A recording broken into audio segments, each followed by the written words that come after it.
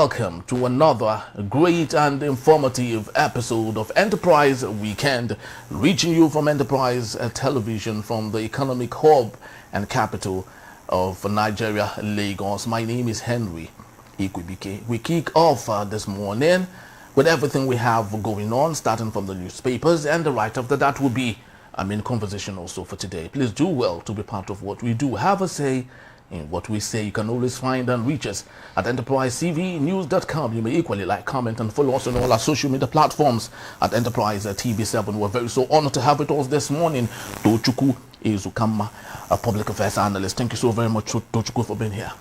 You're welcome. Thank you. Thank you for having me. All right, so let's kickstart today, interestingly, with our newspapers. And the first on our desk is the Vanguard, Saturday Vanguard newspaper for today. Big story, Constitution review. Nigerians propose a single 6-year tenure for president and governors. And we have just one rider to that story. To avoid the use of public funds for re-election, campaigns, disruption of governance. And also we have other interesting stories here. Governor Obebolo to Peter Obi: don't ever come to Edo State without my clearance. You have no right to do so. Tochukwu, let's start with this particular story. Does Obebolo understand why it is everyone's fundamental right as a citizen of Nigeria to crisscross the length and the breadth of this nation without necessarily taking excuse from anyone? Or is he just playing to the gallery of politics that made possible by his mentors and his bosses? It's hard to really analyze the motives of Okpebelo. For one thing, Okpebelo is a very ignorant man. His godfather is Adams Adam Oshomole. Oshomole. Yes. And throughout the election, Adams Oshomole shielded him from any form of public scrutiny. Yes. Didn't even want him to be interviewed. He didn't want him to say it. But on one occasion, when he had the opportunity to speak, he said, I know what you want. You want insecurity. I will give you insecurity. And he said it repeatedly. Yes. So that tells you how ignorant he is. And he was presenting a budget and couldn't read the figures. Yeah, definitely. So maybe in his ignorance, he does not know or refuses to know that every Nigerian has the right to crisscross the country, to go to any cranny and the nooks and cranny of this country. Maybe he does not know. But why is he afraid of Peter Obi? What does Peter Obi's presence in his state, what will they do to him? So that's the kind of people we put into power. It reminds you of Bakinzu, I think it was. Yes. Bakinzu, what his name, former governor of Kano State. Who they asked him about minerals. They will have a lot of minerals. Coke is one of them. So the electorate should become more selective. They should become more fastidious. Well, they are not fastidious at all. So they should learn to demand more, ask for more from their elected officials. But how much of the asking can they do when those who are pulling the strings are more stronger? Just like you've rightly said, Adams Oshomole shouldered him all through the election period. He didn't get the opportunity of being on any TV or radio station to say some of the things he was supposed to say. Yes. And let's not forget, people who were there during the election said it was totally rigged. It was merely a fraud that happened in Edo State. So how do you think the people can do more of the asking when those who are pulling the strings to the puppet are stronger and better? The people cannot do anything. The masses, irrespective of their number, irrespective of their strength, and irrespective of their righteous anger, can get nothing done unless they are directed strategically. That is, unless they are led. So the masses need to be led. Black Americans were wasting away in racial injustice, racial inequality until a man, Martin Luther King Jr. came. There were many of them, Malcolm X, Du Bois, yes. and many of them. But Martin Luther King was the most important yes. of all those activists. So they were led by one man. So until we have people in the society driven by the public good, driven by high moral standards, or the need to see justice done, that will lead the masses, then the masses will follow. But left for the masses, they will just eat their food, sleep on their beds, send their children to school, and say, Bo, I don't want their wahala. The churches can provide leaders in this context. They are the churches, because if you study the Black American struggle for racial equality, the movement was dominated by churchmen. Martin Luther King Jr., pastor, Andrew Young, pastor, Jesse Jackson, pastor on the Christian side. Yes. And then on the Muslim side, you had Farrakhan, Farrakhan, pastor, yes. Elijah Muhammad, yes. Malcolm X. Malcolm X himself. Yeah, because the economic base of the pastor is not susceptible to the sanctions of the government or the big businesses. Okay. If you're a professor and you challenge the system, your school will drive you. Because if it's not private, if it's not government owned, you must be getting some subventions from the government. Like what Harvard is going through now in the hands of Donald Trump. Exactly. So I'm from big businesses. But it is the pastor who gets his money not from the government, not from the big businesses, and its source of income is not easily affected by the whims and caprices of the big businesses and the government. So pastors are free. Plus, they have the moral and spiritual authority of the pulpit and the word of God. So they can do so much if they choose to. But our pastors are mostly, I think they keep thinking, dreaming of those big brown envelopes that come from Aso Rock and government houses. So they can't lead. Very true. Yes. Very so true. And just to cap that up, if you go to different comment sections on various social media platforms, you see very funny comments from Nigerians. One said that Webolo, he should come to him, that he would gladly, pro bono, teach him maths and English. And other people come with different funny comments on that particular matter. But of course, just like you did say, that is born out of ignorance, because if he truly, as a leader, understands the right of a citizen to move anywhere, then he would never have said such impulsive statement there. But from that particular story, let's move on to another matter here. Kano court to rule on motion to stop trial October 10th. What's your take on this? Well, it's good that Kano is being tried, because all along people talked about release Nnamdi Kanu, which I thought was would have been most unreasonable. He was arrested and he's in detention. He should be tried. And if he's found guilty, he should be sentenced to jail. If he's found innocent, he should be released. But just to release him on what account? On what grounds? On what grounds? I didn't buy that. So his defense team, they are trying to make their case. They will submit their case on October 6th to say that he has no case. There's no evidence against him. So if the judge accepts that, then of course he will dismiss the case.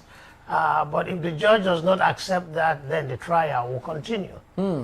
So what do you think this might mean for the loyal fans of Nnamdi Kanu, which is beginning to look like a cult right now? Well, you call it looking like a cult. The thing with cultism is that you do not think. You are brainwashed.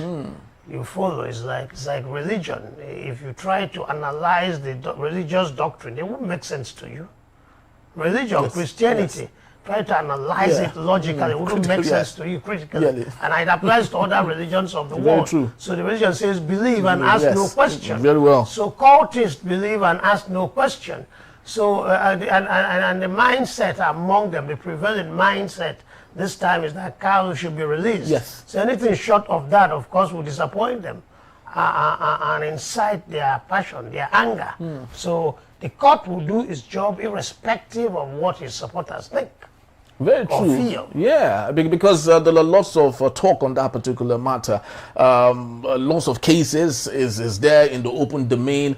Some of the very awful things Nnamdi Kanu has said allegedly on some of his allegedly with evidence. The tape is evidence. The tape will show you what he said. Well, for us in the media, allegedly has to be there. Okay, I am learning.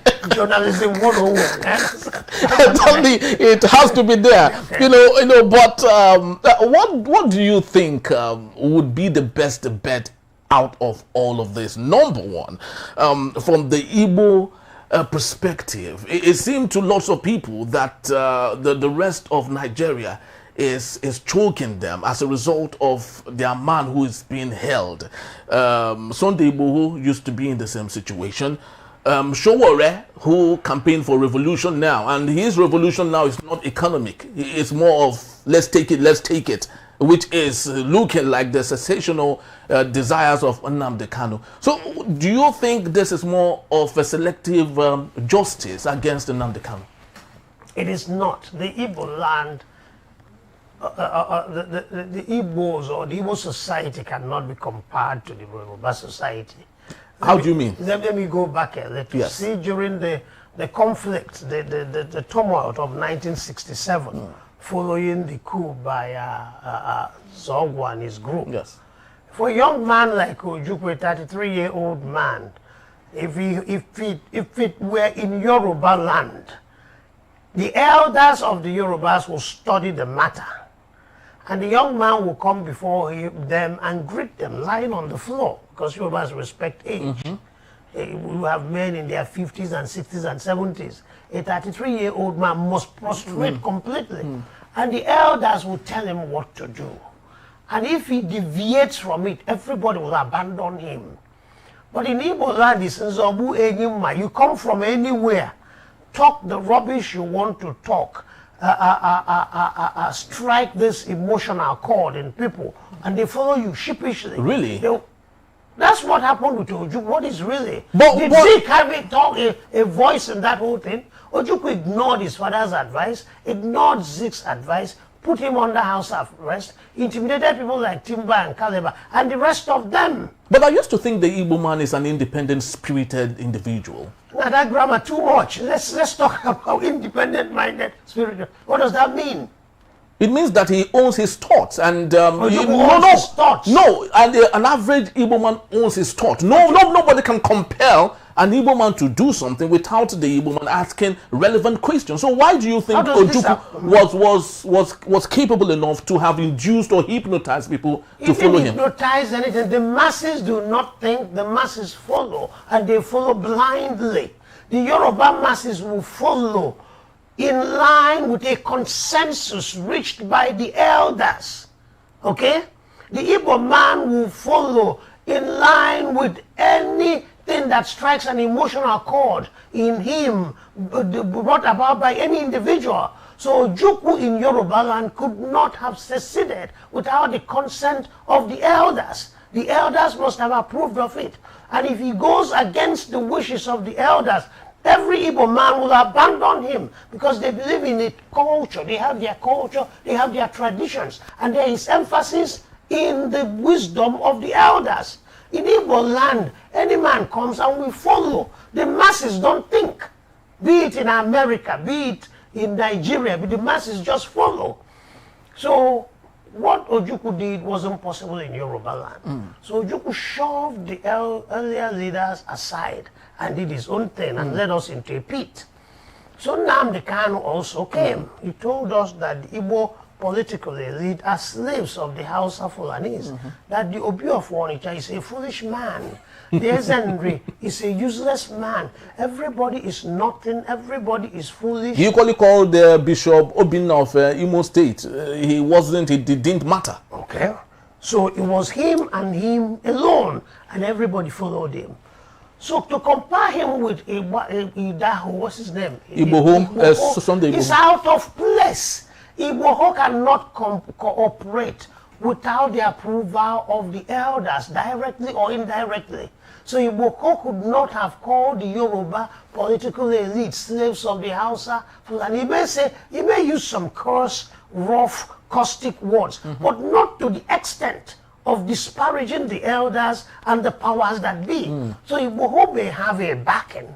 There might be elders that will rally around, maybe secretly, and say, handle it this way and let him go. But in Igbo land, the Igbo elite are very comfortable with Nnamdi Kanu remaining in jail. They want really? Because when he was out, He was a handful for them. The Igbo political elite supported the Python dance, the invasion that drove Nnamdi Kanu from his house. You schedule meeting with governors, you will not go. You go, you insult them. Elderly men, I met a man, a doctor of political science, he'll be like 96 years. He told me about his encounter with Nnamdi Kanu. They went to meet him. He told them off. Old, responsible, acclaimed, accomplished old men. Yes. He told them off, insulted them, walked out on them. So the Igbo elite are not comfortable with him. The Igbo elite want him to remain there. So Igbo, maybe the Yoruba elite rallied around him, supported him and helped him. Shaware, his case is quite different. Shaware is not agitating for any form of secession. Okay, yeah, it was more of political opposition. He may have been a little loud-mouthed, but all within the context of political, democratic political opposition. So you can't even compare Nnamdi Kanu with those two men. But for a responsible leader right now taking care of Nigeria, with this handful of difficulties here and there, especially with regards to the southeast of Nigeria, what do you think would be the best bet now to handle this case amicably? Is it to have Nnamdi Kanu still incarcerated or let him off the hook? What do you think? It's a very dicey one. What I think is this: the problem of Nigeria is that we do not enforce our laws. Let Nnamdi Kanu, let the trial continue. If he has broken the law, let the law take its course. Let him be convicted and let him be jailed. Okay. After imprisonment, he will be out. He has paid his price. If the law finds him innocent, let him be set free. But let this trial get to a conclusive end, okay? But just releasing him on what condition? Okay, we'll release you, continue with your Biafranism, or we'll release you but renounce your Biafranism. If you're renouncing Biafranism, what of the young men you have egged to their death by obeying your law, by instruction? What is your moral obligation?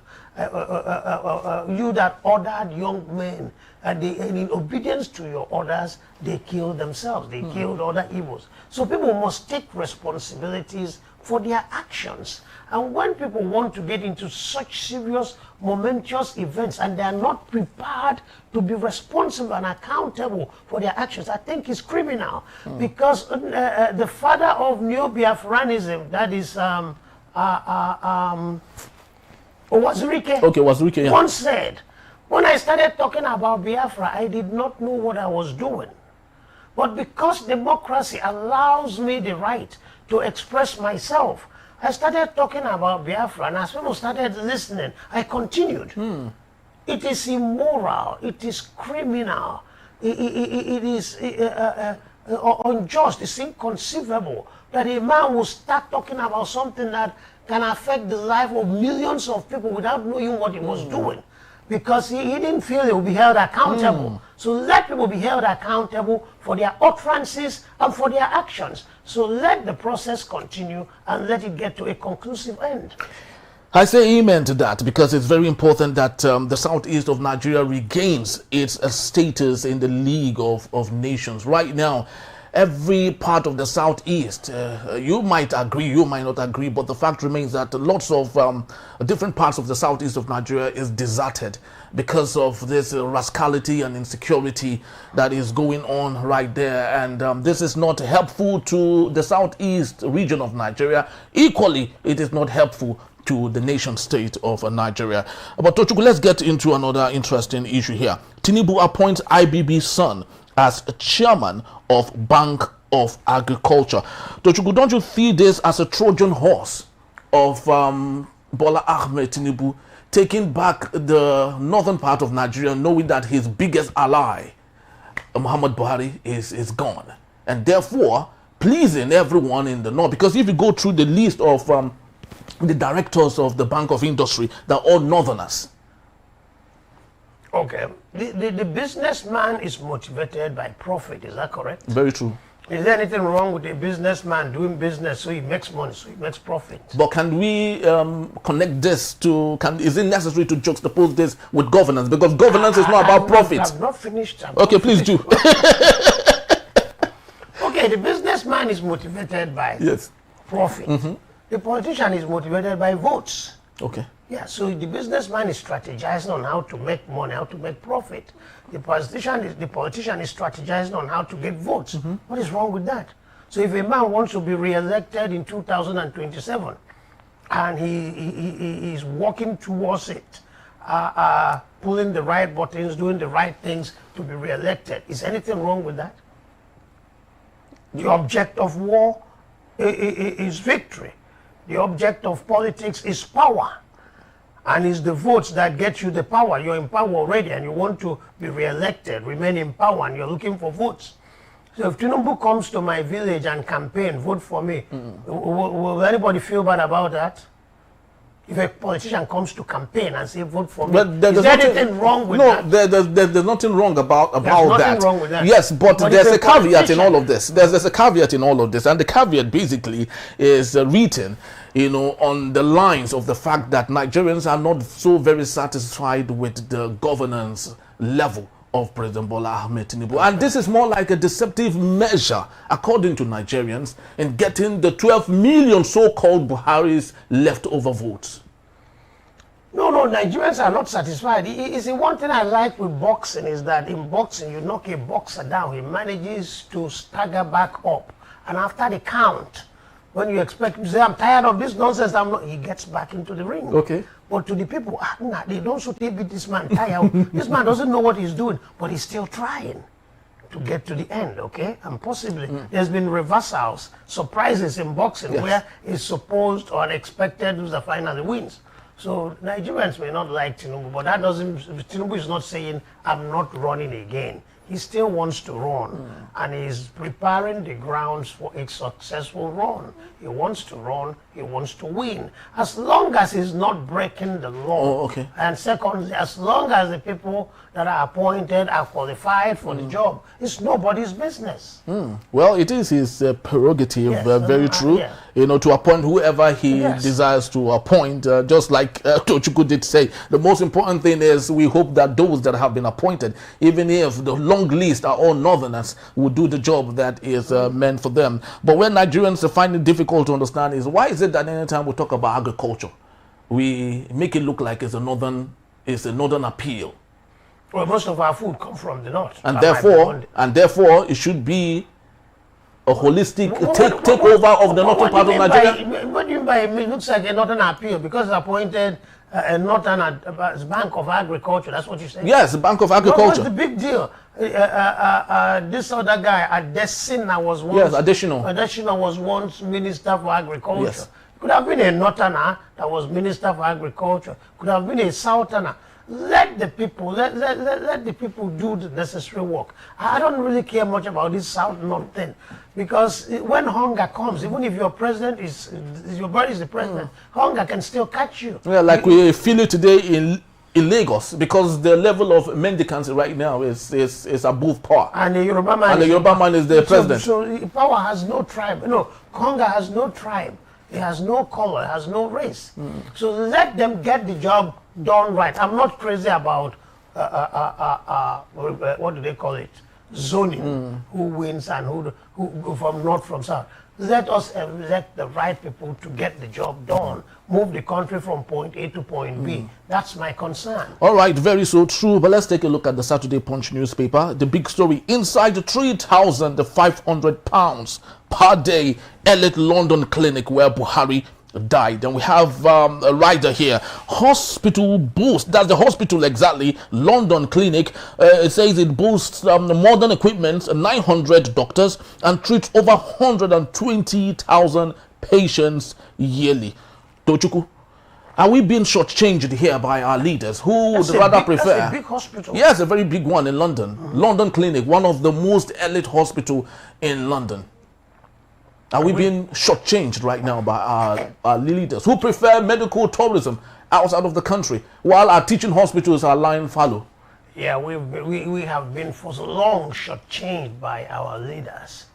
Our leaders have been riding roughshod over us. They have treated us like the dregs of the country, as though they reserve this right to live in their own cocoons of privilege, cocoons of wealth. cocoons of a good life in this encompassing ocean.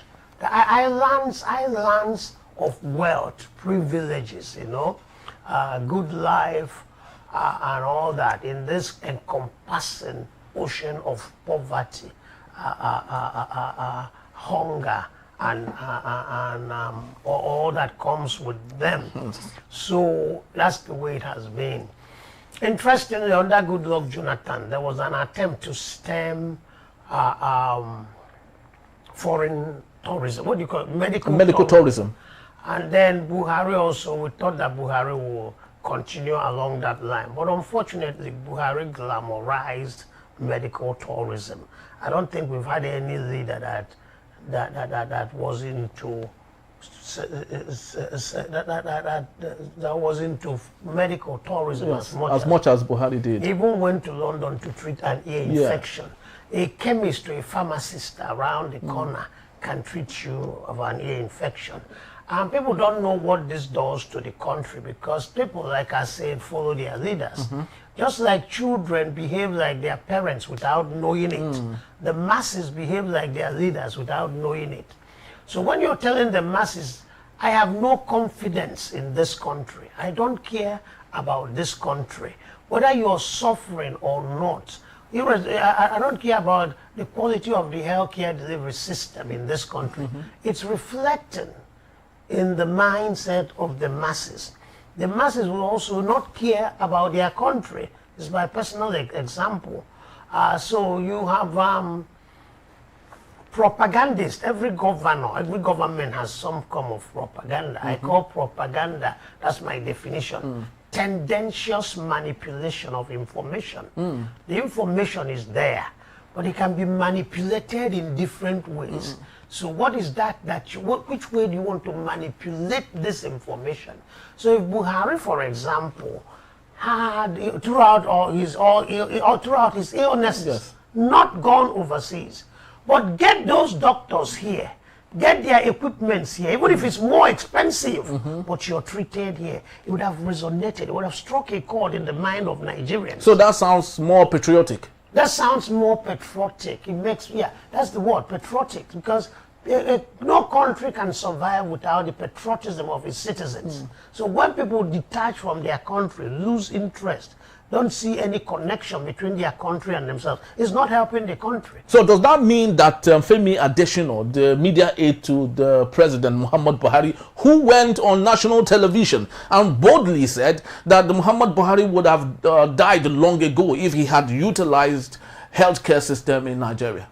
So it means he doesn't know what he's talking about, isn't it? That talk was irresponsible. That talk was insensitive. That talk, Nigerians talk foolishly, especially those in authority, because a man, a press secretary, an image maker for a president should not have talked like that. So you are implicitly saying, not even implicitly, you're directly and tactlessly saying that the healthcare delivery system in Nigeria is abysmal. It's nonsensical, and it's good he left what is in Nigeria, go overseas to treat himself. So who uses the Nigerian healthcare? The masses. The masses. So why don't you improve on the system? And even when you have to go overseas, pretend that it's done here in Nigeria. Bring those experts here. Bring the equipments here. Do it here. Then you identify with the Nigerian masses. I am in this with you. I am struggling with you. We need to tighten our belts. I am tightening my own. That resonates with the masses. That builds up people's, it enhances the patriotism across board. So, but Buhari in himself did not, just kept going overseas and coming because they don't know and because they don't care and because, I was asking a former governor a few days ago, the people in authority, why is it, don't they understand what is happening on the street? Don't they know about the plight of the common man, and why are they not doing anything about it? He said, well, when you're a governor, you get a lot of information from a lot of individuals, and most of them have their own interest at heart as they're telling you what to do. So many leaders may know, some may not even know. So the few of them that have chosen, I will handle this, handle this, and handle that. Let that be my legacy. But there are a lot of people out there just confusing the leaders, and our leaders too don't care that much. But as for medical tourism, is shortchanging Nigerians, especially when these are paid, when they are paid with foreign government, even it's at government expense. If the individual is paying by himself, that's his business. Go to Russia, go to China, go to UK, treat yourself, it's your money. But when it's at government expense, of course, it boggles the mind, it rents the heart, and it makes you want to cry. Very true. And unfortunately, it is not looking good right now for London clinic that treated Muhammad Buhari, because the family of the former president had called out the hospital for allowing their dad die, because they said, according to the family, that he was fine and doing well, ready to get discharged, only for them to realize that he had gone back to what had brought him there, and that ended his life. Well, we do not know. Now that he died in a London clinic and the family is calling out the clinic, imagine if he had died in Nigeria. It would have been Nigerians killed him. Very sad situation. Human beings will always talk. Those days when we were in primary school, there's a song we used to sing. If you are tall, people must talk of you. If you are short, people must talk of you. So worrying about what people say, I think, is not something. We should be concerned about what people say. People can say anything. The thing is that they have to sue the court for negligence. Sue the hospital? The hospital, I'm sorry, for negligence, which is usually very hard to prove. People cannot be careless in treating a president of another country, former president. Well, he has gone to another country, so it is... Yeah, no, but they know who he is. Okay. Yeah, they know who he is. And so, you see, the poor suffer. If people look at you and think you cannot seek redress, you can have no recourse to anything, then they treat you anyhow. But the president of a country, the kind of visitors he will get and all that, so you know that this is a man to be handled with exquisite discretion. But if the family has the right to complain, but most of the times people die, they tend to start doing well, recovering so visibly, and then relapse. Relapse, yeah, exactly. That was what happened. Yeah, it happens all the time, just before people die. But that's family issue. Let them sort it out. They have the resources, they have the connection, so they can handle their business. All right, very true. That is truly inevitable. We can't stop it. When it comes, it will definitely come. But what Nigerians are actually saying is, make good our tertiary, secondary, and primary healthcare clinics and hospitals in Nigeria, because if they are doing so well, then Nigerians wouldn't have any reason to want to complain. Macron never goes out of France to make good use of other hospitals.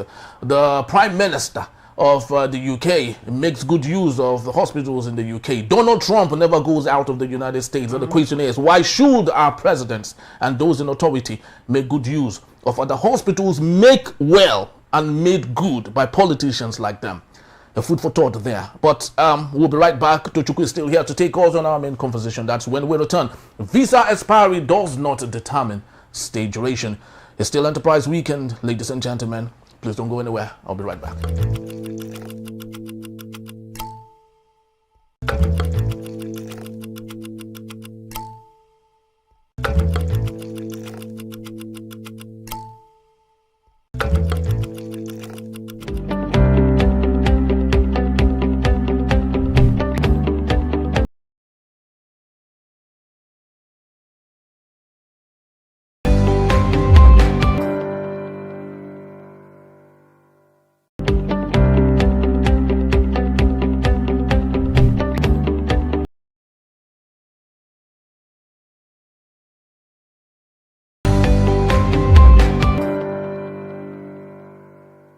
Thank you so very much for being back. And if you just joined us, it's still Enterprise Weekend, reaching you from Enterprise Television. Let's get talking on our main conversation for today. The United States Embassy in Nigeria has issued a fresh advisory to correct a common misunderstanding among Nigerian travelers regarding U.S. visa regulations. In a message shared on its official account on July 17th, the embassy explained that the expiration date on a U.S. visa does not determine how long a traveler can remain in the country. Instead, the permitted length of stay is determined by a Custom and Border Protection (CBP) officers at the point of entry in the U.S. Reminder: the length of time an international visitor is allowed to stay in the United States is determined by the CBP officers upon arrival, not your visa expiration date. The Post read, the embassy emphasized that a visa simply authorizes a traveler to approach a U.S. port of entry and request admission. It does not guarantee entry or dictate the duration of stay. The advisory is part of the U.S. mission's broader effort to educate Nigerian citizens on proper travel procedures and help them avoid unintentional visa overstays that could impact future visits. I still have with me Tochukwu Ezukama. Thank you so very much, sir, for hanging on. You're welcome. Beautiful. So let's get talking on this. I'm very happy because you're someone who would have more than enough experience on some of this issue. What do you have to say exactly, especially with regards to the new code that we have right now from the U.S. consulate and the United States of America, from 5 years of multiple entry to 3 months of a single entry? What does this mean for Nigerian travelers? Well, one aspect of it is Trumpism. I mean, Trump is trying to, as much as possible, keep foreigners out of their country. Even is trying to deport people that ordinarily in the past would not have been deported from the U.S. I was watching I think it was in Facebook, where a certain Spanish lady was being arrested by the immigration ICE yes. agents, and yes. she was screaming, "My son is at school. I need to get my son at school." In the past, you don't arrest an immigrant, even if it's illegal, that has a child, that has had a child in the U.S. who's a U.S. citizen. Yes. And the American conscience, the Americans respect children and women a lot. So the empathy is there. The empathy is there for women and children, so that you have your son in school and you're coming out from, I think, an immigration court, something. The American in the past, an agent will not touch you. You see, because what of your child? What becomes of him? If you're deported from there, your child comes out of school and totally lost. Yes. They can't go home, can't eat. He's disoriented. He's totally, okay? So in the past, Americans wouldn't have tried that. But I think Americans are getting more and more draconic lately because of Trump and let me call it Trumpism, Trump and his policies. But that's a universal thing. It affects many people from different parts of the world that live in America. But in the Nigerian case is that Nigeria became a poorer country, and Nigerians also became more notorious for their criminality, for their lawlessness. Long ago, for example, 1 naira was $1.6 or $1.7. When I was going to school for the first time in the U.S., I was a small boy. What time? What year is that? 1976. Whoa. And I was 19 years old. In the U.S.? No, in Nigeria. Okay, all right.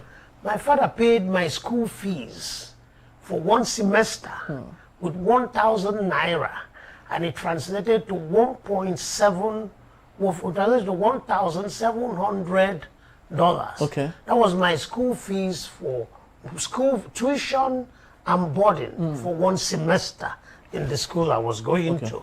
And we paid 300 naira, and I got, after paying some fees, I got $450 for my traveler's checks. Wow. Then there was no line for traveler's check, no rush for traveler's check. You could walk into the bank, get traveler's check of 1,500. Nigeria had money, sent their children overseas, paid from Nigeria, to pay the school fees from Nigeria.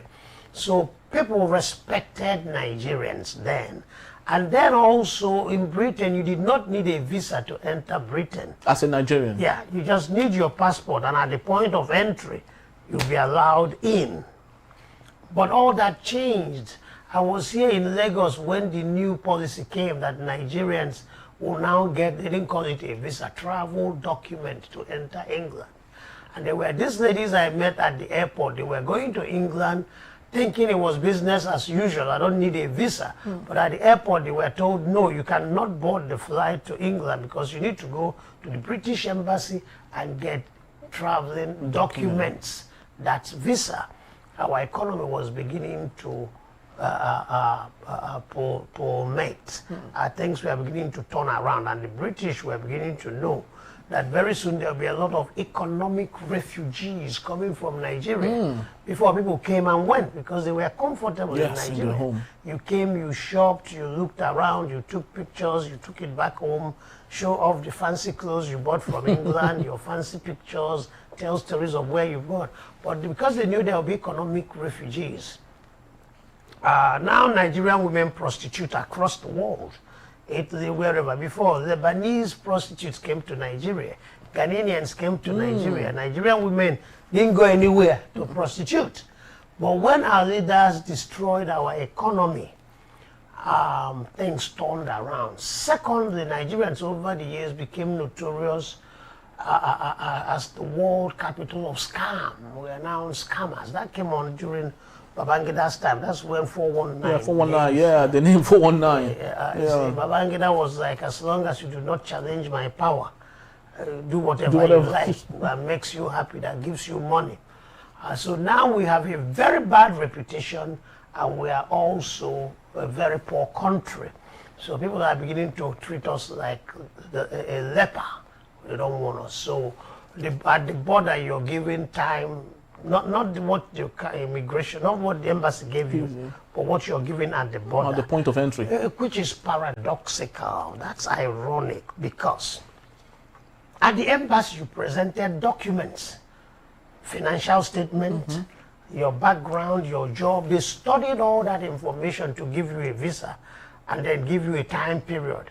Then the man at the point of entry, who has no information on you, is just seeing you and your passport, is now the man that makes the final determination as to how long you're staying. It's contradictory. It's contradictory, but that's what it is. So before you can have multiple entries, come as much as you can pay for your tickets. Yeah, but now you can only go in once. So I think it's a combination of factors. Things went bad for Nigeria. Our image got soiled. Our economy became the boondocks of West Africa. We have the poorest, one of the worst economies. Yes, definitely. In West Africa. And then Trump has this policy of trying to weed out as many foreigners as possible from the U.S. So I think it's a combination of the two factors. Very true. Tochukwu, in psychology, there's this effect called the Cobra effect. It came as a result of in the 19th centuries when Delhi in India had cobra infestation, and the government thought about the best way to curb this, and they started gifting people for killing cobra. So when you kill a cobra, they gift you money. Yes. And people started killing as many cobras as they could find, and at some point the cobra population dwindled, but because people needed more of the money, they started farming cobra.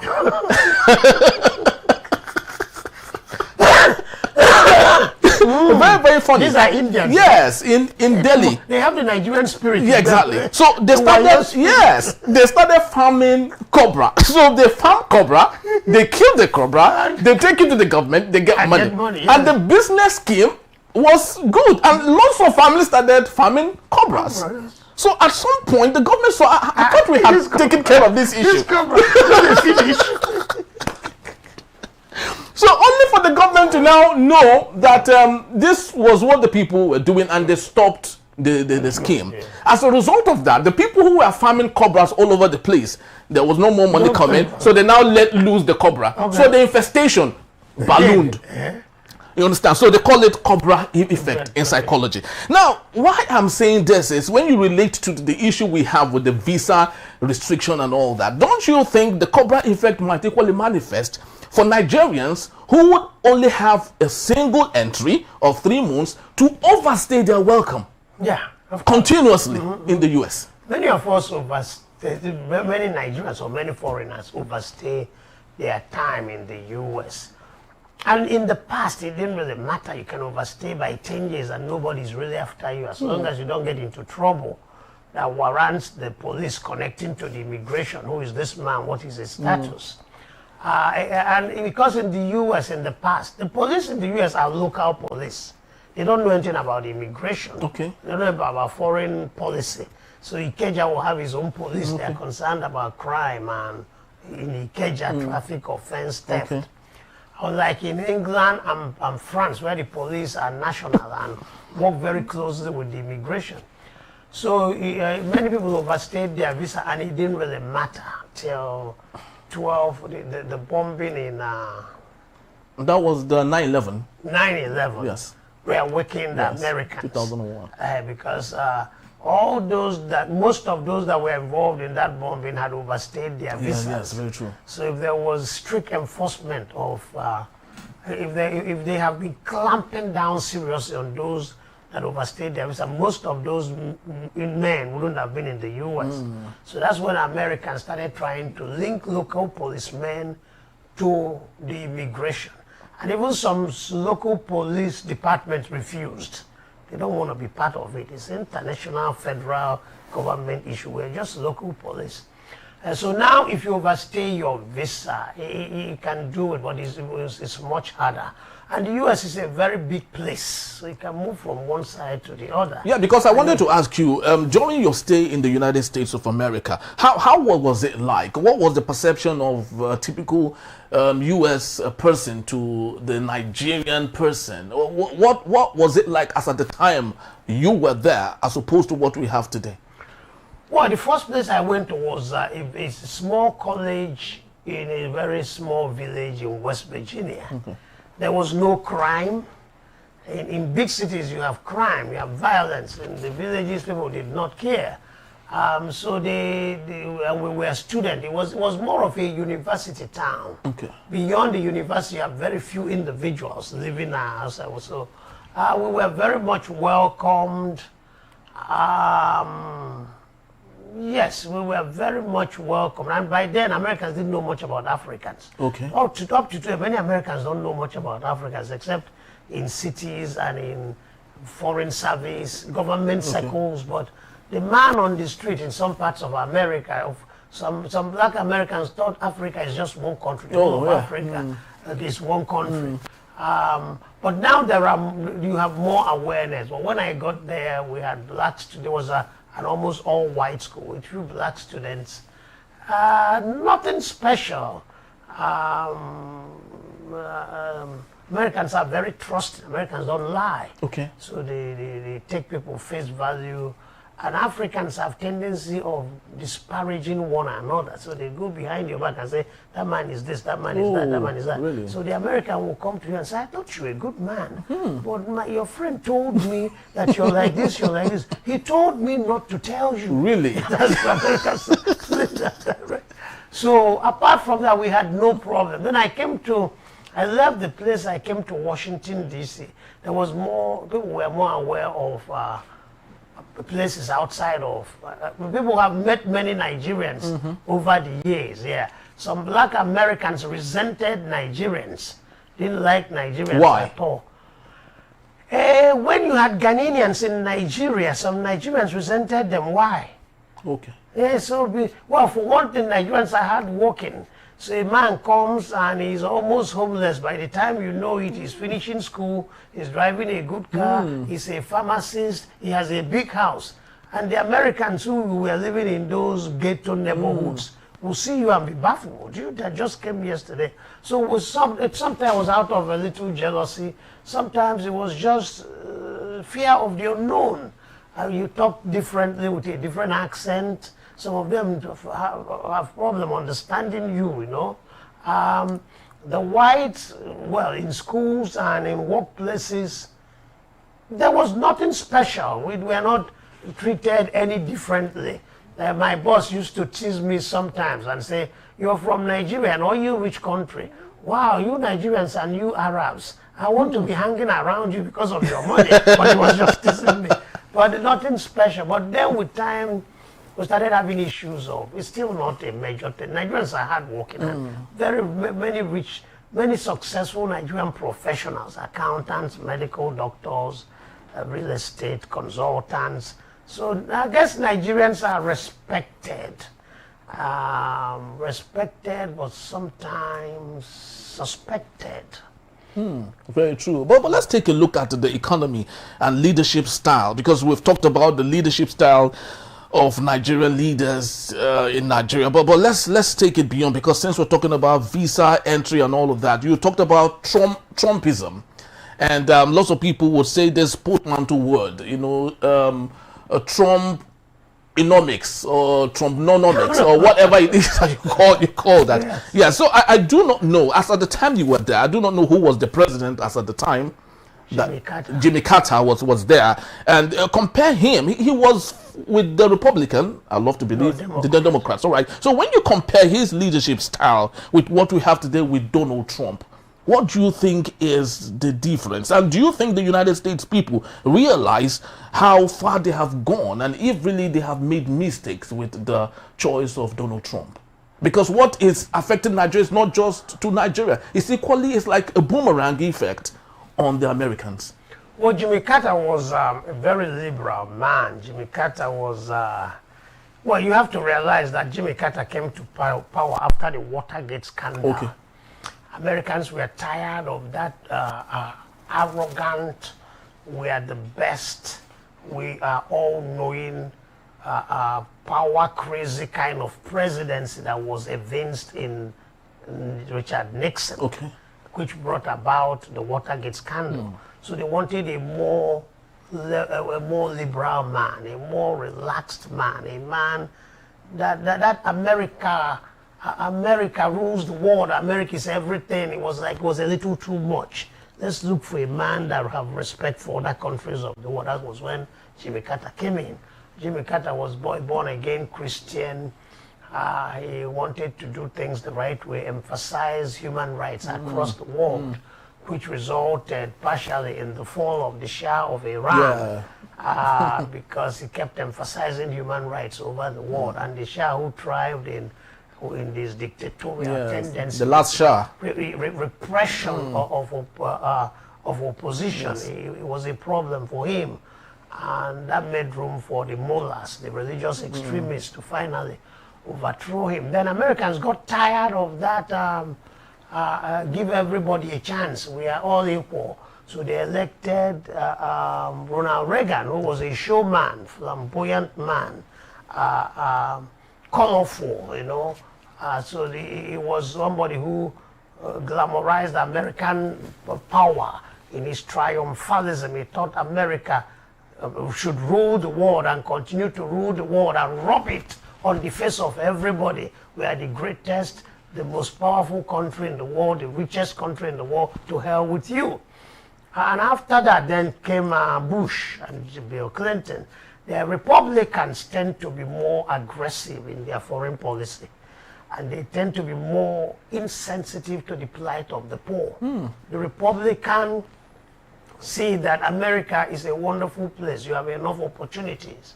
If you're not making it, then something is wrong with you.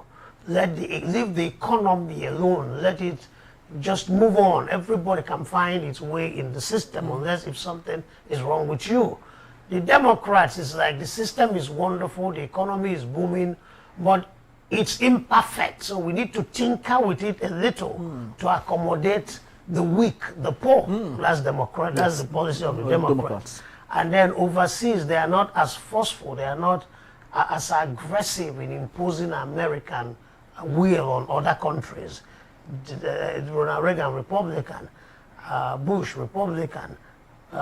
Clinton, Democrat. So with the Democratic presidents, you see less wars, you see less aggression, less forcefulness. And now you have Trump, who is even too Republican for the Republicans. And Trump He's overtly Republican. Trump has his own power base. Those whites that want America to remain white. Those conservative whites that wish that even if we can get black Americans out of create another country for them. So that's his power base. And they want America to return. When he's employing all this intolerable, what would have been intolerable approach to enforcing immigration laws and policies, those that his power base are very comfortable with it. You leave America for us. This is a white man's country. We don't want this browning of America that is turning whites and making it browner and browner and darker and darker. So American is not an ideological or philosophical monolith. It has different opinion groups, you know. People believe differently, like in the case of abortion. Abortion is such a controversial issue. The conservatives have their views, the liberals have their views, and all that. So, and coupled with the LGBTQ plus issue. Okay, plus issue. Yes. Yeah, the conservatives, the Republicans, the Democrats, they have their different views. And one time, one view will triumph. Another time, another philosophy will triumph. It keeps going and coming. With Wade versus, I don't remember. Wade versus one other thing. It's the abortion thing. Was legalized. Then with time it was reversed, depending on the who is in the prevailing ideology at the time, you know. That's very true. But let's come back home for a bit, because it's very important, especially for young people who are watching this, to have some facts about some of these things, where we're coming from, the relationship between Nigeria and America, people who have been there, what they've witnessed and all. So all of the things that we say today is so very important. But let's come back home and ask ourselves, where do we go from here? Because this is more like, to some people, blessings. It's blessings for them, because people are beginning to look back home now. People are beginning to ask themselves, okay, now that we have been stopped from traveling abroad to give birth so our children can be citizens of America, is it not good enough for us to invest all of that energy to Nigeria and making it a better place? So the question is, do you think this is a blessing for Nigerians? If it is, how do you think we can make it better? I don't like President Trump as an individual. To me, he looks awkward and wears his old style suits with his overextended ties, talking like a clown, a stand-up clown, you know. He breaks the law, and he lost the election in, was it 2000? Yeah, 2024. No, before he came back. Okay. 2021. 21, yeah. 2022, I guess, yes. And he wanted to stay. He was lying, twisting every fact to remain in power, and sent his supporters to attack the Capitol. Yes. So he was so reminiscent of a third world dictator. Yeah, exactly. So I can stand him, but then there's some consolation in his presidency. For one thing, he's making it harder and harder for Nigerians to go overseas, yes, especially America. Yes. In most countries of the world, one writer once said that the history is the locomotion. I don't remember. Revolution is the locomotion of history. Okay. Revolution moves history, and the drivers of the locomotion, yes, are the youths. The youths drive revolution and change history. But in Nigeria, our youths are passive. Our youths are docile. They want to jackpot. They want to do 419. So if it's not immediate gratification coming from one form of fraud or the other, or an opportunity to escape Nigeria, then they have nothing else to do. Their hands are tied. So if this new immigration policies and refusal to let Nigerians jackpot into America will keep our youths here, and we all suffer it. And if that hot enthusiasm of youth will kind of at some time bubble up and tear up this cover of fear, of passivity or laziness, and then there will be some kind of agitation, some kind of revolt against the system. So in that respect, it's good for Nigerians. Why run to somebody's country to have your baby? So your baby will be a citizen of that country. What of your own country? I mean, the effort people are making trying to cross the Sahara Desert, the Mediterranean Sea, into Southern Europe, Greek, Italy, and all that. Yeah. If we collectively make that effort, we'll change this system. Because what is at stake in those attempts is life. People die consistently. Yeah, very well. Yeah, either crossing the Sahara Desert or crossing the Mediterranean Sea. Yeah. So people are ready to take the risk to run to another person's country, but not ready to take 1/10 of the risk to better their own country. Something is wrong with the youth of that Nigerian country, Nigeria as a country. So let Trump continue. Let him even ban Nigerians into entering the system. Let us stay in this system, suffer the bad leadership of this system, suffer the ills of this system, and then that will force us to say enough is enough. And until we can say that, stand up for it and mean it, there will be no change in this country. Very true. And that particular motivational talk is meant for the followers, that is for us Nigerians. But to our leaders, I think it's very important that we make this very textbook example. In 1965, when Singapore wanted in Malaysia. Malaysia actually rejected Singapore at the time in 1965. But Lee Kuan Yew thought to himself, okay, because we are just a fishing country, Malaysia felt they were of no economic value. The fishing port. Yes, and then Lee Kuan Yew said, okay, I am going to turn this fishing port, or this little fishing country, from a third world or fourth world country to a first world country. In less than 2 decades, he was able to do it. And he did, yes. He did. And that shows intentional leadership. So if all of these things you have said, Tochukwu, is even made possible by us as Nigerians, if the leaders are not in line with the Lee Kuan Yew style of leadership, do you think we would go anywhere? The leaders, Obasanjo wanted to remain in power. He wanted a third term. And not just a third term, but to continue in power almost indefinitely. It was the people that rejected it. So he wanted to be the Paul Biya of Nigeria. But it wasn't possible. Yes. The people made it impossible for him. So the thing is that Nigerians can make a lot of things, can make a lot of the wishes of the leaders impossible if we really stand up, if we are really determined. But now there's no need. We don't see the need because we figure, he'll be there 4 years, he'll be there 8 years, and then he'll go, another person will come. So we're not thinking of fundamental change. We're okay with the superficial. After it's 8 years, maybe another man will do a good job. Now God go help us for this country. Now God, I don't know why we keep disturbing God. God has given us more than enough to help ourselves. Yes, and we still, it's like me calling God to go to buy me food, cook it and feed me. Yeah. God will give me the energy to go make money. And with the money I'll buy food and eat. I can't expect God to go run errands for me. So God has empowered us in this country to do so much for ourselves, for the betterment of this country, for this generation, next generation, and subsequent generations. But we abdicate our responsibilities and then heap everything on God. The churches in Nigeria are not helping. Yeah, they're making things worse even, really. The churches in Nigeria are manipulating Nigerians into docility. And I think there must be some kind of hidden agreement between the power elite and the religious elite.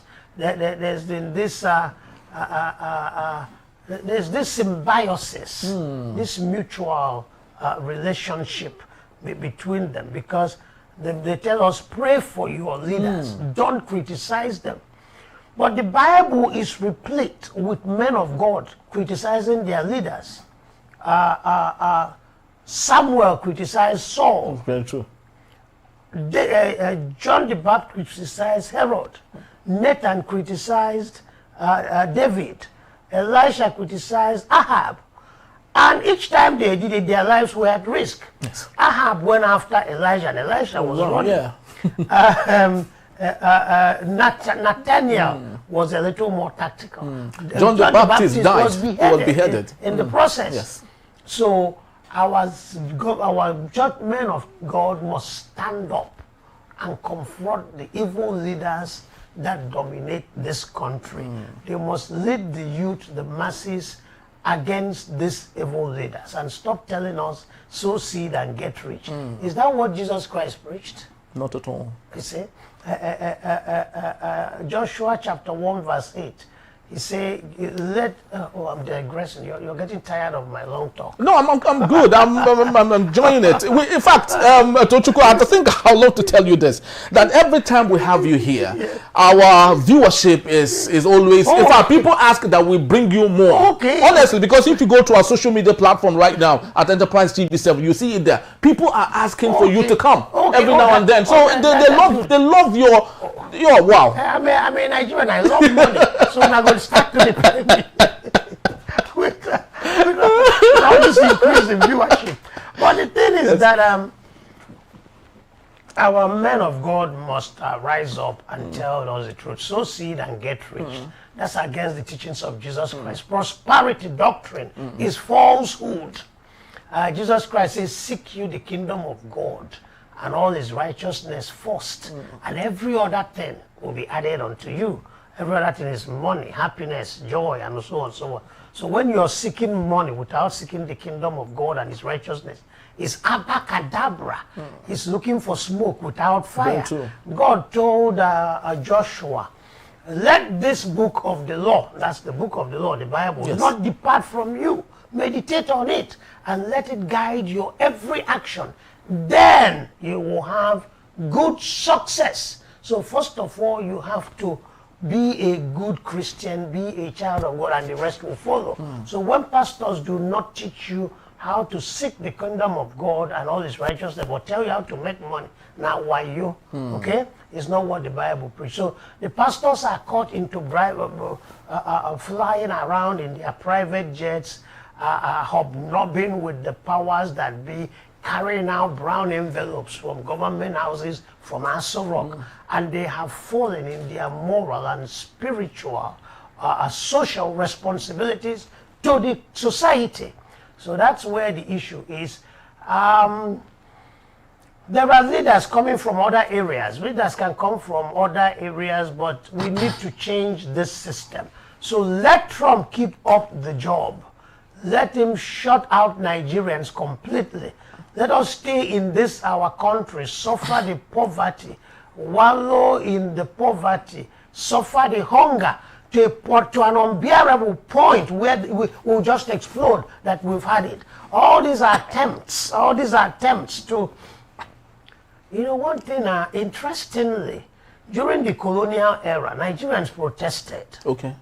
Against British, yes. And sometimes the protests turned violent. Yes, about women riot and all. Under military rule, Nigerians protested, and sometimes it turned violent. Now we have a democracy, we can't protest anymore.